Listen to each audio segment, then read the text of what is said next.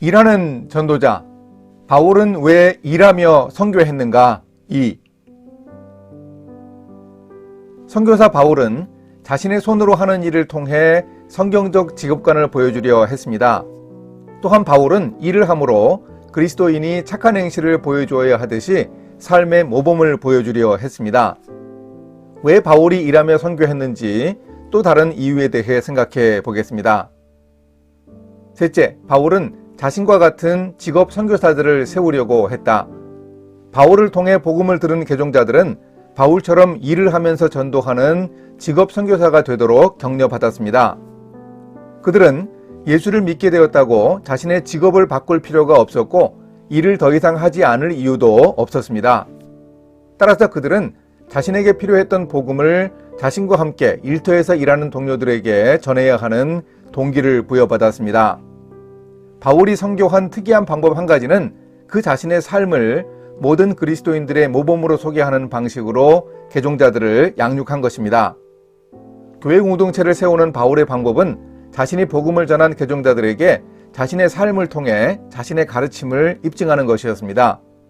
단순한 가르침만이 아닌 삶의 모범을 따라 바울의 공동체가 형성되기 시작했다는 뜻입니다. 바울이 일하면서 전도하는 모습을 보고 개종자들은 자연스럽게 일터의 전도를 배웠다고 상상할 수 있습니다. 이것은 매우 효율적인 선교 전략이었습니다.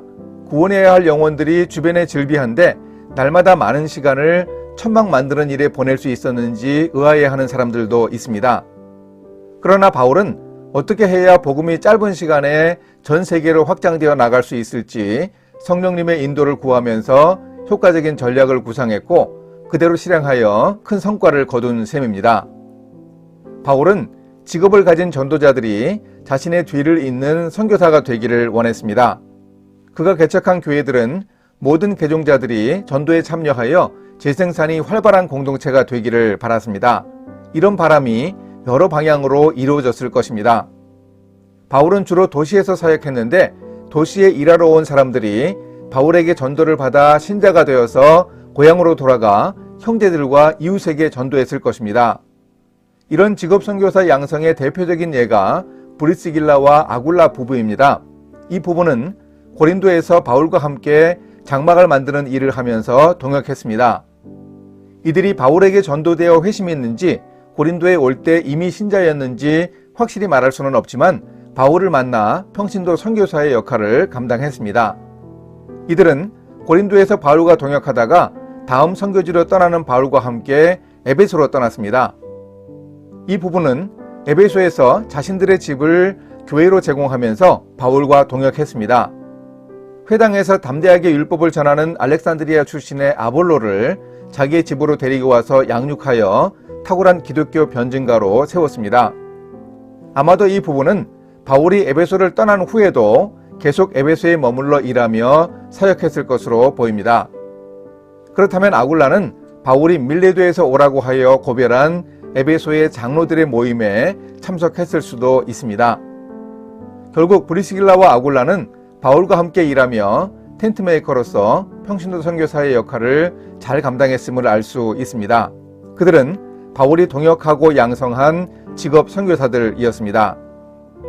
바울과 그의 전도팀이 모든 것을 다 할 수는 없었지만 이런 방식으로 직업 선교사들을 양성하여 행한 전도는 효과적이었습니다. 바울은 안디옥에서 출발한 지 10년 후에 예루살렘부터 두루 행해 일루리곤까지 복음을 편만하게 전했습니다. 그 지방에서는 더 이상 일할 곳이 없다고 자신의 선교 보고를 할 수 있었습니다. 넷째, 바울은 일을 하여 당시 순회 전도자들과 차별되려 했다. 바울이 일하면서 자신의 생활비와 선교비를 벌어 선교한 것은 그의 선교 사역에서 중요한 역할을 했습니다.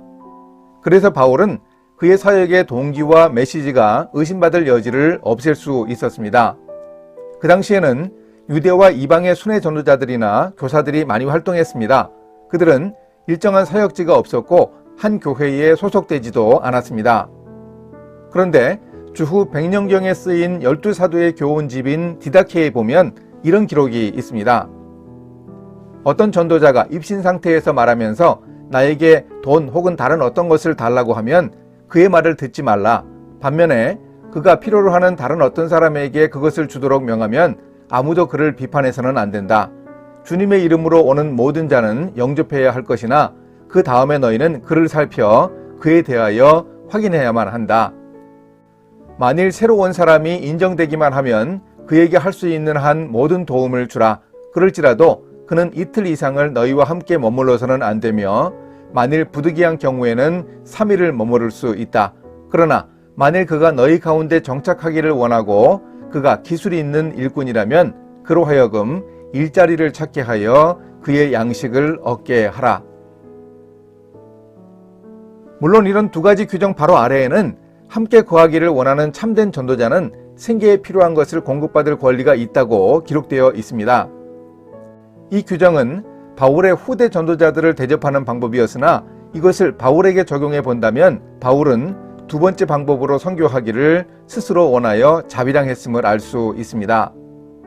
바울은 당시 청중으로부터 돈을 받기를 바라면서 순회하던 사람들과 차별되어 부담을 주는 전도자가 되지 않기로 결심했습니다. 그래서 바울은 복음을 전파할 때 불순한 의심을 받지 않고 복음 전파에 장애가 될 만한 요인들을 제거할 수 있었습니다.